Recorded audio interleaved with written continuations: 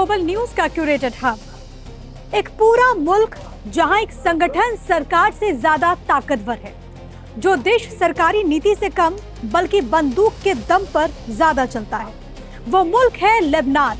और जिस गुट के ये कंट्रोल में है उसे कई देश एक आतंकवादी संगठन कहते हैं। नाम है हिजबुल्लाह।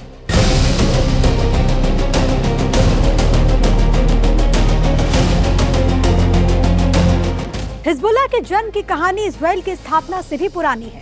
कहते 1943 में लेबनान में शिया, सुन्नी और ईसाइयों के बीच एक राजनीतिक समझौता हुआ था। इसके तहत सुन्नी मुसलमानों को प्रधानमंत्री, ईसाइयों को राष्ट्रपति और शिया मुसलमानों को संसद स्पीकर का पद दिया गया। ऐसे में लेबनान का प्रधानमंत्री केवल सुन्नी मुसलमान ही बन सकता था। वहीं राष्ट्रपति का पद ईसाई के लिए रिजर्व हो गया और शिया मुस्लिम सिर्फ संसद का स्पीकर बन सकता था। ये समझौता तकरीबन 25 साल तक चला, लेकिन फिलिस्तीन से सुन्नी मुसलमानों के आने की वजह से लेबनान में धार्मिक समीकरण गड़बड़ाने लगा। यही कारण था कि शिया मुसलमानों को लेबनान की सत्ता से बेदखल होने का डर सताने लगा। लेबनान की सत्ता से बेदखल होने के डर से 1975 में लेबनान में शिया और सुन्नी मुसलमानों के बीच भीषण गृहयुद्ध हो गया। इस दौरान फिलिस्तीनी लड़ाके मौके का फायदा उठाकर दक्षिणी लेबनान से इजराइल पर हमला करने लगे, जिसके बाद 1978 में जवाबी कार्रवाई करते हुए इजराइल ने लेबनान के कई हिस्सों पर कब्जा कर लिया। इस दौरान 1979 में शिया बाहुल ईरान में सरकार बदली और उसने लेबनान में कमजोर पड़े शियाओं को हथियार देना शुरू कर दिया। इसी वजह से लेबनान में एक बार फिर से शिया मुस्लिम मजबूती से उभरे और उन्होंने हथियारों के दम पर लेबनान पर पूरी तरह से कंट्रोल कर लिया। यही शियाओं का गुट कहलाया हिजबुल्लाह, जो पहली बार 1982 में अस्तित्व में आया। हिजबुल्लाह का अर्थ है अल्लाह की पार्टी। इसमें लेबनान के सताए हुए शिया लड़ाके भर्ती हुए और ईरान ने इन्हें इजराइल के खिलाफ इस्तेमाल करना शुरू किया और इसका नेतृत्व हसन नसरल्लाह ने किया। नसरल्लाह को ईरान और उसके सर्वोच्च नेता अयातुल्लाह अली खामेनेई के बेहद करीबी माना जाता था और दोनों के बीच संबंध बहुत घनिष्ठ थे। हिजबुल्लाह को पॉलिटिकली स्ट्रॉन्ग करने के साथ साथ मिलिट्री पावर बनाने का श्रेय भी नसरल्लाह को ही दिया जाता है। हिजबुल्लाह को कई ऐसे देश हैं जो कि आतंकी संगठन मानते हैं और इसी वजह से इजरायली पीएम बेंजामिन नेतन्याहू ने इसके खात्मे की कसम खा ली। हालांकि इससे पहले हिजबुल्लाह और इजराइल के बीच युद्ध साल 2006 में हुआ था। ईरान के इस्लामिक रिवॉल्यूशनरी गार्ड्स कॉर्प्स से हिजबुल्लाह को ट्रेनिंग मिलती है, हथियारों की मदद मिलती है। लेबनान के बड़े हिस्से में इसकी पकड़ बहुत स्ट्रॉन्ग है, बहुत मजबूत है और तो और इसके कई ऐसे सदस्य हैं जो कि लेबनान में संसद तक भी पहुंचे हैं, सांसद रहे। हिजबुल्लाह और इजराइल के बीच संघर्ष मुख्य तौर पर वैचारिक दुश्मनी, सीमा विवाद और क्षेत्रीय प्रभुत्व को लेकर चल रहा है।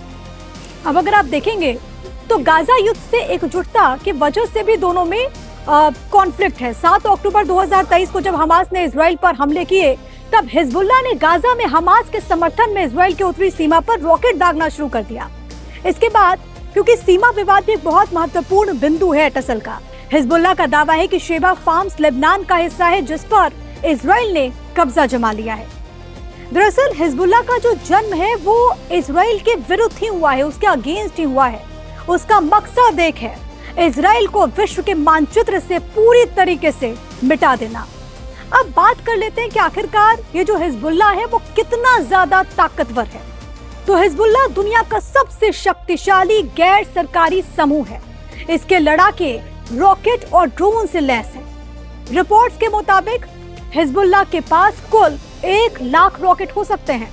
हिजबुल्लाह के नेता हसन नसरल्लाह ने साल 2021 में जानकारी दी कि उनके संगठन में तकरीबन 1 लाख लड़ाके शामिल हैं। हालांकि institute for strategic studies think tank के मुताबिक कुल 20,000 सक्रिय लड़ाके संगठन में हो सकते हैं। हिजबुल्लाह का ये कहना है कि वो अपनी मिसाइल और रॉकेट से पूरे इजराइल को टारगेट बना सकता है, निशाना बना सकता है। उसका मकसद सशस्त्र संघर्ष के जरिए इजराइल का खात्मा है।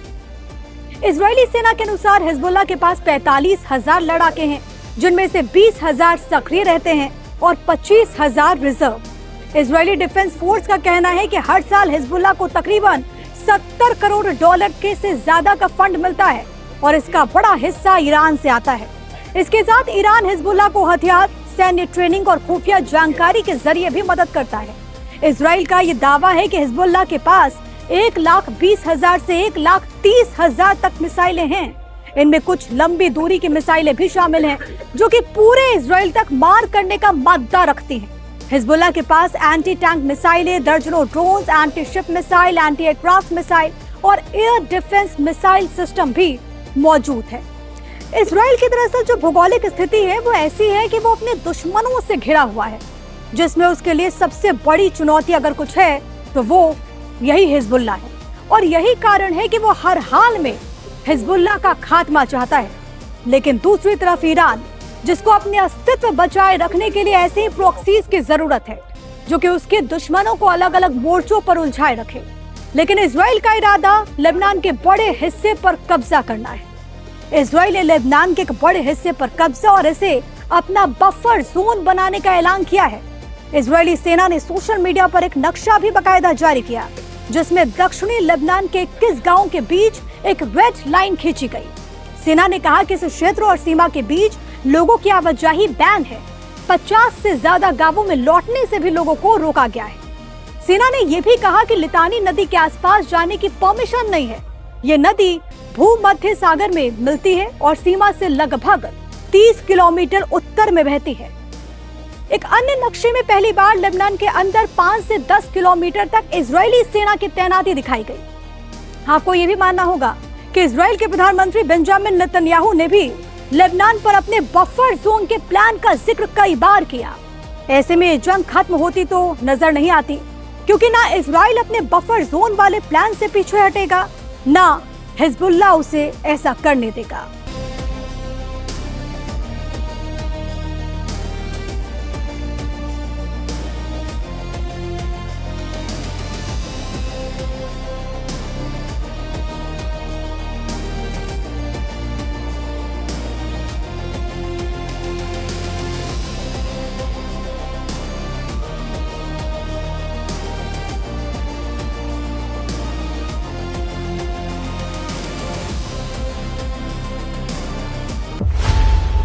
खबरों की रणभूमि में यहां शोर नहीं, सोच लड़ती है। जहां शब्द नहीं, फैक्ट्स वार करते हैं और हर सवाल खोलता है सच की नई परत।